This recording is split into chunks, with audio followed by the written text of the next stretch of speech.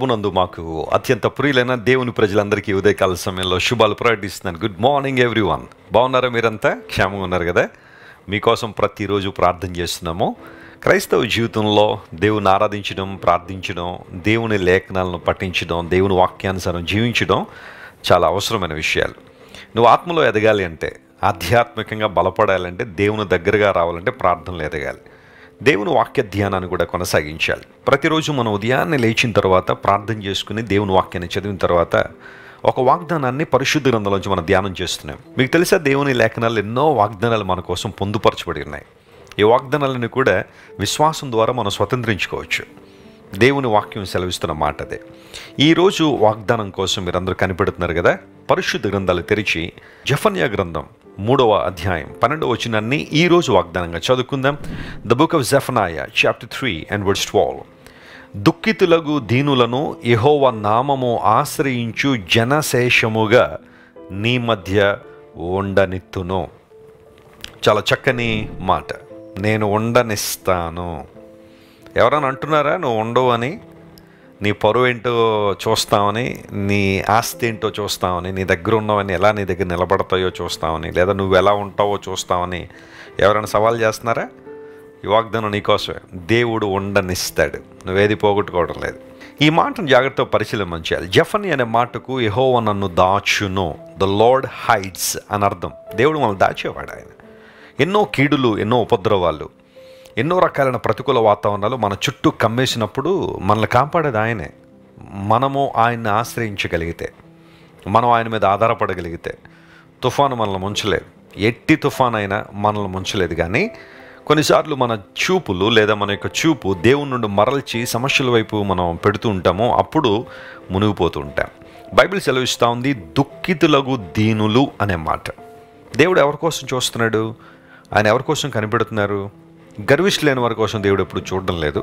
అహంకారంగా మాట్లాడే వైపు దేవుడు చూడలేదు. కానీ దీనులైన వారిని దేవుడు లక్ష్య పెడుతున్నాడు. లేఖనం పదే పదే చెప్పే మాటదే, దేవుడు దీనులను లక్ష్య పెడతారని. నీలో దీనత్వం ఉంటే, నీ దుఃఖానికి ఒక అర్థం ఉంటే, పశ్చాత్తాపంతో దుఃఖపడి దేవుని దగ్గర నువ్వు రాగలిగితే, ఆయన సహవాసం కోసం, ఆయన సంబంధం కోసం, ఆయన ఇచ్చే సమాధానం కోసం, ఆయనతో నువ్వు కలిసి ప్రయాణం చేసే ఆ ప్రయాణం కోసం నువ్వు ఆశపడి వెంపర్లాడి దేవుని దగ్గరికి వస్తే, నీ దుఃఖాన్ని దేవుడు చూసి నాట్యంగా మార్చగలడు. ఆయన సంతోష వస్త్రాన్ని నీకు ధరింప చేయగలిగినవాడు. నీ దుఃఖానికి అర్థం ఉంటే, సరైనదైతే ఖచ్చితంగా దేవుడు నీ దుఃఖాన్ని మాన్పగలడు. ఆయన నీ దుఃఖ దినములు సమాప్తంలో అన్నాడు కదా.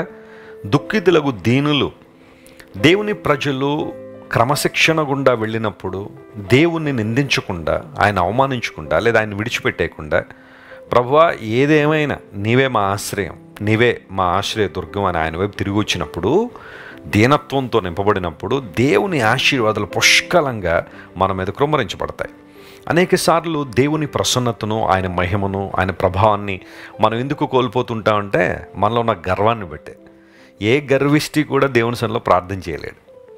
గర్వంతో ఉన్న ఏ వ్యక్తి కూడా దేవుని వాక్యాన్ని కూడా చదవలేడు. ఎందుకంటే గర్వం ఏమంటుంది తెలుసా? నీకు అన్నీ తెలుసు కదా, నీకు అన్నీ వచ్చు కదా, నీకెందుకు మరలా బైబిల్, నువ్వెందుకు మరలా దేవుని వాక్యం వినాలి, నీకన్నా తక్కువ చదువుకున్న ఆ సేవకుని మాటలు ఎందుకు వినాలి, ఆ మందిరానికి ఎందుకు వెళ్ళి కూర్చోవాలి, ఆ మాత్రం వాక్యం నీకు తెలియదా, నువ్వు చదువుకోలేవు, ఇంట్లో ఎవరో ఎక్స్ప్లెయిన్ చేస్తే నువ్వు కూర్చోవాలా అని ఇలాంటివన్నీ కూడా అపవాది తీసుకురావడాన్ని బట్టే కదా నువ్వు దేవుని దూరం అయిపోయావు. కానీ ఎప్పుడైతే నువ్వు దీనత్వంతో నింపబడి దేవుని వాక్యం మీద ఆశతో దేవుని వైపు కనిపెట్టినప్పుడు దేవుని ఆశ్రయించే మనసు నీలో ఉంటుంది. దేవుని వాక్యం సెలవిస్తూ ఉంది, వినుట వలన విశ్వాసం కలుగుతున్నాడు. Faith comes by hearing. నువ్వు ఎంత ఎక్కువగా దేవుని మాటలు వింటావో, ఎంత ఎక్కువగా ప్రభువుని హత్తుకుంటావో, ఎంత ఎక్కువగా దేవుని స్వరానికి లోబడుతుంటావో, అంత ఎక్కువగా నువ్వు ఆయన మీద ఆశ్రయిస్తావు, ఆయన మీద ఆశ్రయించి నడుస్తావు. చూడండి, ఒక వృద్ధాప్యంలోకి వచ్చేసిన ఒక వ్యక్తి ఒక కర్రను ఆశ్రయంగా చేసుకుంటాడు, ఒక వాకింగ్ స్టిక్ని ఆశ్రయంగా చేసుకుంటాడు. కొంతమందికి సర్జరీస్ అవుతూ ఉంటాయి, లేదా ఆపరేషన్స్ అవుతూ ఉంటాయి. నడవలేని పరిస్థితుల్లో వారు ఏదో ఒక వాటిని ఆశ్రయించి నడుస్తూ ఉంటారు. దేవుని లేకుండా సెలవిస్తూ ఉంది, దేవుని బిడ్డలైన మనం కూడా ఆధ్యాత్మిక దేవునుల కోసం, మానసికమైన స్ట్రెంగ్త్ కోసం, అనగా బలం కోసం, భౌతికమైన దీవెనలు, what ever it may be, దేవుని మీద ఆధారపడగలిగితే ఆయన నుండి వచ్చే ప్రతిదీ కూడా మనకు క్షేమకరం. ఆయన నుండి వచ్చే ప్రతి ఆశీర్వాదం కూడా మనకు ప్రయోజనమే. ఆయన లేకుండా, ఆయన కాకుండా, ఆయన మినహాయించి మనం పొందుకునేది ఏది మనకు ఆనందాన్ని ఇవ్వదు, సంతోషాన్ని ఇవ్వదు. దేవుణ్ణి ఆశ్రయించే మనసు నీలో ఉందా? ఆశ దేవుణ్ణి ఆశ్రయించినంతకాలం వర్ధిల్లాడని బైబిల్లో రాయబడింది. దేవుని ఆశ్రయించే మనసు నీలో ఉండాలి. ఎన్నో సవాళ్ళు, ప్రతికూల పరిస్థితులు, సమస్యలు, ఉక్కిరిబిక్కిరి చేసే పరిస్థితుల్లో కూడా దేవుని మీద ఆనుకో. ఆయన పాదాల దగ్గర కూర్చో.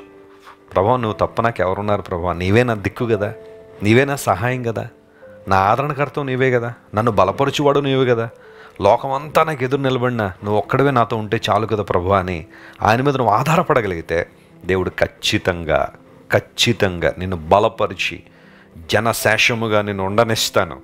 ఆనందించే గుంపులో దేవుడు నిన్ను ఉండనిస్తాడు. ఆశీర్వాద గుంపులో దేవుడు నిన్ను ఉండనిస్తారు. నిత్య జీవార్థమైన వెలుగులో నడిచే గుంపులో దేవుడు నిన్ను ఉండనిస్తారు. ఈ వాగ్దానాన్ని జ్ఞాపకం చేసుకోండి. ప్రభువును స్తుతించండి, ఘనపరచండి. ప్రభువా, ఈ వాగ్దానం నా జీవితం నెరవేర్చండి. నువ్వు ఉండవు అని ఎవరైనా సవాల్ చేశారా? బైబిల్ సెలవిస్తూ ఉంది, దేవుడు నిన్ను ఉండనిస్తారు. Believe it, trust this promise and depend on God. దేవుని మీద ఆధారపడు, అద్భుతాలు జరుగుతాయి. కన్ను మూసుకొని ప్రార్థన చేస్తాను. మా ప్రేమగల తండ్రి, గొప్ప దేవా, నీకు వందనాలు. ఈరోజు మీరు మాకు ఇచ్చిన చక్కని వాగ్దానాన్ని బట్టి నీకు స్తోత్రాలు. అవునయ్యా, జనశేషముగా మమ్మల్ని ఉండనిస్తానని వాగ్దానం చేసిన దేవుడు, మమ్మల్ని తుడిచిపెట్టాలని లేదా మమ్మల్ని పెరికి వేయాలని, మమ్మల్ని ఇబ్బంది పెట్టాలని ఎంతోమంది ప్రయత్నాలు చేస్తూ ఉండొచ్చు. కానీ మమ్మల్ని ఉండనిచ్చే దేవుడు నీవు ప్రభా, మమ్మల్ని బలపరిచే దేవుడు నీవయ్యా. కనికరించి సహాయం చేయండి, ఆశీర్వదించండి. ఈ వాగ్దానాన్ని విన్న మా ప్రియులందరినీ నూతన ఆత్మతో, నూతన శక్తితో, నూతన అభిషేకంతో మీరు నింపండి. ఈ రోజంతట్లో కావలసిన శక్తి, బలము, ధైర్యము ప్రతి ఒక్కరికి మీరు ప్రసాదించండి. ఘనత, మహిమ నీకే ఆరోపిస్తూ యేసుక్రీస్తు వారి శ్రేష్టమైన నామం పేరిట అడిగి వేడుకొనిచున్నాం తండ్రి. Amen, amen. God bless you, dear friends. Have a wonderful day.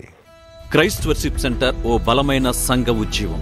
కొన్ని సంవత్సరాల క్రితం కేవలం ఇద్దరితో ప్రారంభించబడిన పరిచర్య నేడు ప్రపంచవ్యాప్తంగా లక్షలాది మందిని ప్రభావితం చేయుచున్నది.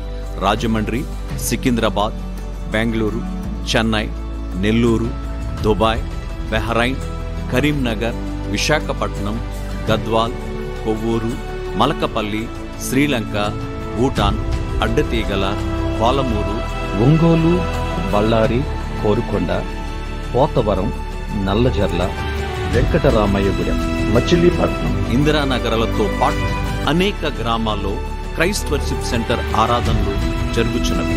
వాక్య సంబంధమైన ఉజ్జీవంలో, పరిశుద్ధాత్మ సంరక్షణలో కొనసాగాలనుకునే ప్రతి ఒక్కరికి మా ప్రేమపూర్వక ఆహ్వానాన్ని అందిస్తున్నాము. రండి, ఆత్మతో సత్యముతో ప్రభువైన యేసుక్రీస్తును ఆరాధిద్దాం. మీరు ఇంతవరకు విన్న దైవ సందేశం మరియు దేవుని సేవకులు చేసిన ప్రార్థన మీకు ఆశీర్వాదకరముగా ఉన్నదని విశ్వసించుచున్నాము. ఈ సందేశాన్ని మీ స్నేహితులకు, బంధువులకు షేర్ చేయండి. మీకు ఏదైనా ప్రార్థన అవసరత ఉన్నచో మా ఫోన్ నంబర్లకు కాల్ చేయండి. దేవుడు మిమ్మల్ని ప్రేరేపిస్తే విశ్వాసంతో సాగుచున్న ఈ పరిచర్యను ప్రోత్సహించండి. మరిన్ని వర్తమానాలు, పాటలు వినుటకు జాన్ వెస్లీ మినిస్ట్రీస్ అను మా యూట్యూబ్ ఛానల్ను సబ్స్క్రైబ్ చేసుకోనండి. ప్రభువైన యేసుక్రీస్తు కృప మీకు తోడైండును గాక.